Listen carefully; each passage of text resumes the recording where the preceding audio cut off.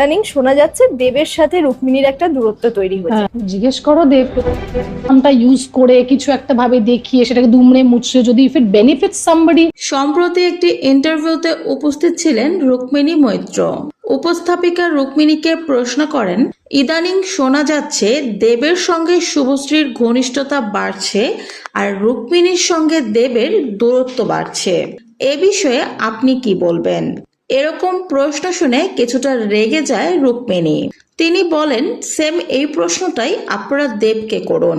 তার কার সাথে ঘনিষ্ঠতা বাড়ছে সেটা তো আমার জানার কথা না।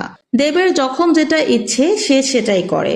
তাই দেব কার সাথে ঘোরাফেরা করছে, আবার কার সাথে সম্পর্ক রিনিউ করছে, এগুলো তো আসলে আমি বলতে পারবো না। এগুলোর সঠিক উত্তর একমাত্র দেবই দিতে পারবে।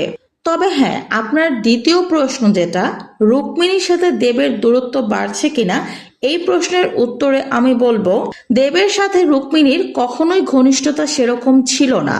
যদি থাকতো তাহলে আর দূরত্ব বাড়ার কথা আসতো না। দেব আমার কলিগ, আমরা একসাথে কাজ করি। কাজের জায়গায় তার সাথে আমার যতটুকু যোগাযোগ থাকা দরকার বা প্রয়োজন ততটুকুই আছে। দেবকে নিয়ে কোনো পার্সোনাল প্রশ্ন আমাকে না করলেই আমি খুশি হব। রুক্মিণী আরো বলেন, দেব তো কখনোই আমার সাথে তার সম্পর্ক নিয়ে খোলাখুলি কোনো কথা বলেনি। আমার সাথে ঘনিষ্ঠতা বেশি কম, আমি তার কি হই, কোনো বিষয় নিয়েই সে কোনো কথা বলেনি।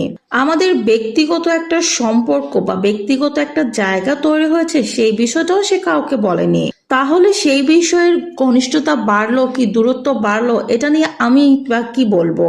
যেই সম্পর্কটা দেব কখনো মানুষের সামনেই আনেনি, শুধুমাত্র আড়ালে রেখে দিয়েছিল, সেই সম্পর্ক নিয়ে কথা বলাটার আসলে আমার ঠিক না।